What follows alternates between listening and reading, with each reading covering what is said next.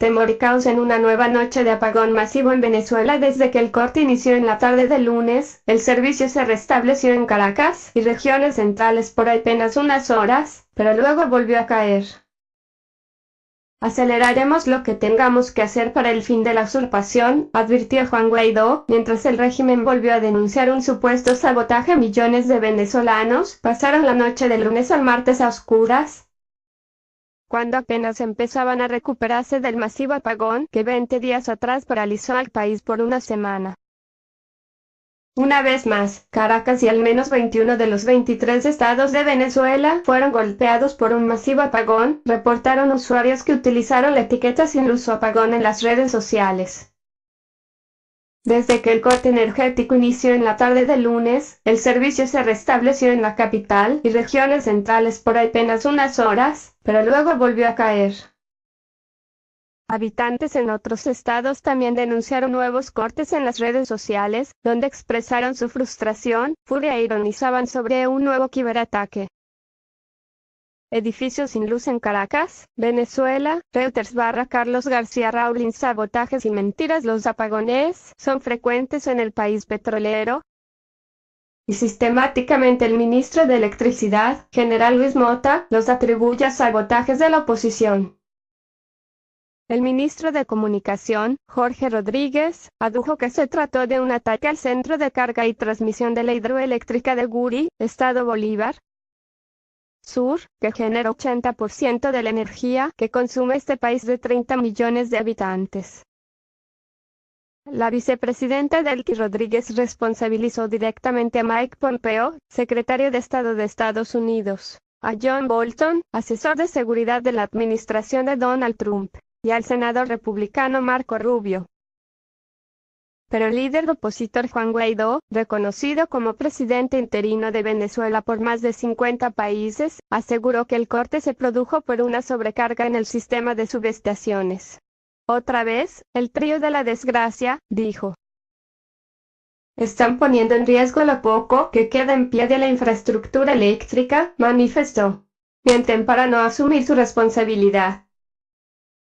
Más tarde, el presidente interino se preguntó cómo el régimen podría seguir repitiendo las excusas de la guerra eléctrica. Aceleraremos lo que tengamos que hacer para el fin de la usurpación, agregó Guaidó. Son mentirosos y corruptos, afirmó. El apagón se produjo 18 días después de que un masivo corte paralizara al país durante una semana. El régimen del presidente Nicolás Maduro atribuyó también esa crisis a ciberataques dirigidos por Washington con respaldo de la oposición venezolana. Los habituales apagones en Venezuela impactan la atención en los hospitales, el suministro de agua y la banca electrónica, vital por la escasez de efectivo. Esto es ya demasiado. Las carnes, los pollos, todo lo que es comida se daña, es pérdida total, se quejó Leo, de 19 años, empleado de un restaurante del este de Caracas, que provocan la hiperinflación y la devaluación de la moneda local. A su lado una decena de trabajadores se sentaron en la calle a esperar resignados. Ahora debemos caminar toda Caracas porque no hay metro, se quejó Alejandra, cajera del restaurante, a AFP. Cientos de personas volvían pie a sus casas al final de la tarde y los pocos buses disponibles estaban atestados. La emergencia revivió los temores a un apagón como el del 7 de marzo, que obligó a suspender la jornada laboral durante una semana, así como las clases. Me preocupa que esto vaya para largo, creo que va a seguir y seguir, declaró a la AFP Neida Colina, previendo que las interrupciones eléctricas no pararán. Lo de los ataques son cuentos chinos, agregó, luego de que compañeros de oficina la bajaran por las escaleras cargada en una silla por una discapacidad en una pierna. El masivo apagón de comienzos de marzo afectó con dureza a los hospitales, ya golpeados por la falta de insumos y medicinas. Según ONGs, una decena de pacientes murieron a raíz de los cortes.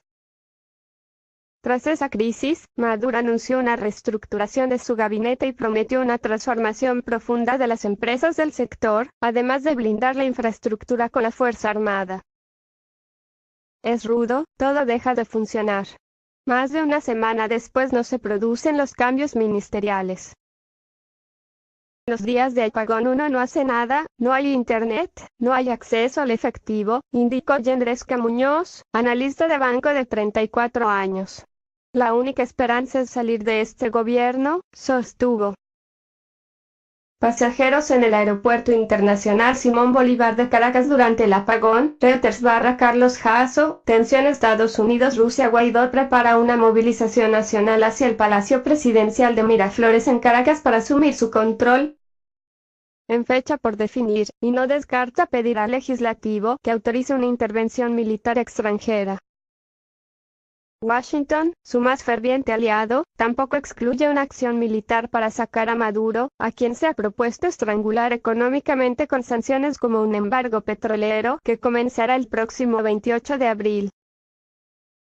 En medio de la presión internacional, Rusia y China, principales acreedores de la deuda externa de Venezuela, estimada en $150.000 millones, se han convertido en los grandes aliados del presidente socialista.